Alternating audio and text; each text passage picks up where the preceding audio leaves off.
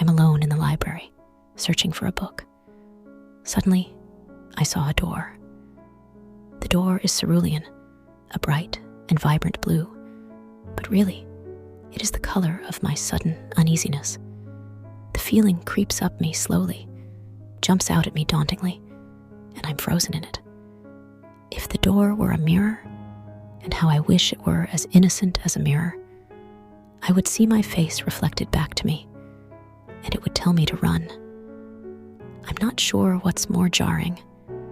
The fact that this door is a clashing contrast to the rest of the library decor, or the fact that I've never noticed the path we took to get here before. I suppose there are better things to do freshman year than look for the oddities and notice the details inside the university library. Or maybe it's the subtle shift in his gaze that is so jarring, the way his grip on me transforms, and the way his voice now suddenly holds something heavy, concealed behind his hardened whispers. It seems impossible to retreat now, and even if I had the courage to turn and run away, following my screaming gut all the way down the stairs and out the library doors, there's still a part of me that is curious, hopeful, lustful. Wasn't dating a professor supposed to feel dangerous? Wasn't that how it felt just moments ago when he'd pressed me up against the wall of shelved books downstairs and kissed me? And I thought to myself, is there anything more thrilling than this? Wasn't it that same exciting feeling that I felt when he'd whispered into my neck that he had a secret to show me? And I eagerly followed him up the stairs. I had thought it was thrilling before, when we were nothing but flirty eyes and lingering bodies inside an empty lecture hall room, neither of us willing to be the first to say goodbye.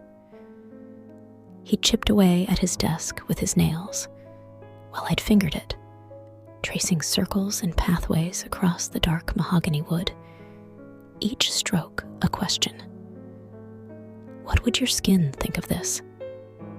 Meanwhile, our mouths said frivolous things, silly words about the weather and hometowns and restaurants off campus, things that had nothing to do with anthropology assignments.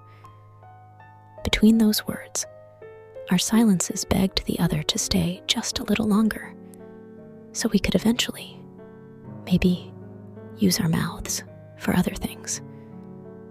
We were testing the waters then, seeing how far we would swim out before turning back. It turned out this professor could swim all the way out to my dorm room, somewhere I'd never seen another professor go. He wraps his arms around my waist, like we are comfortable lovers now, like the one kiss we shared downstairs turned our student-teacher relationship into something more intimate. I lean into it, still playing the part of the brave girl. I thought I wanted that. I followed him up those stairs, wanting just that. There's still a part of me that does. Fear has stolen many of these experiences from me, and I'd promised this year would be different, didn't I? I shouldn't take hold of the doorknob, but I do, and I hear him giggle behind me. It sounds like victory. It sounds like, good girl. There's no creak when I turn it. The handle glides smoothly, and I hear it unlatch. In another life, I push the door open, and there is a room with a small, round table sitting in the middle. It is adorned with a white cloth and candles, and there is a violinist playing a soft, soothing song. From somewhere, a perfectly prepared steak meal is delivered, and we slice it slowly with our knives, while drinking wine and slurring out delectable secrets. In that life, we make love above 1,000 love stories bound in leather and spend years happily together. After I graduate, we get married and have 2 children, Olive and Iris. We grow old together, and tonight becomes a treasured story about the romantic night when we fell in love. a story that belongs in one of those books downstairs. In another life, I open the door, and there is a boring room with a game of chess set up for us on a table in the corner. We play a few rounds, him winning twice before he finally lets me win once. I pretend to love it, and we date in secret for a few months before things fizzle out.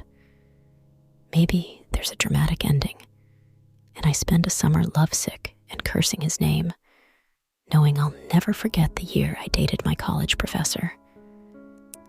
In another life, I let the door handle go and sprint down the stairs, running faster than I ever have all the way back to my dorm room. I tell my roommate all about it and wonder if I let my fear make a fool out of myself again.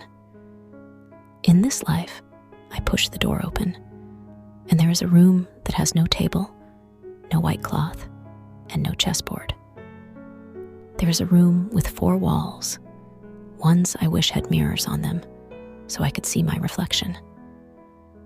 The realization settling in my eyes would tell me there's a shark in the water to swim fast, even though I know it's too late. They would tell me the truth, that I might never see the color cerulean again. "Let me take you to the library tonight," he'd whispered. "I can get us in after it's closed." His voice had been desperate and demanding, like I could break him if I said no. I wanted to savor the power I had over him in that moment, like licking the peanut butter off of a spoon. But there was no chance I would say no. I would have given him my heart on a silver platter right then. I was breathless when I said, "What time?" Hours later, under a hazy orange street lamp, I'd watched his fingers unlock the double doors like a jungle cat eyeing its prey. I wanted to lunge at them, feel them unlocking my body. But even then, just moments ago, I still hadn't been sure. That dangerous, thrilling ripple somewhere within me, undulating like a wave. There's nothing illegal about doing the things we both wanted to do.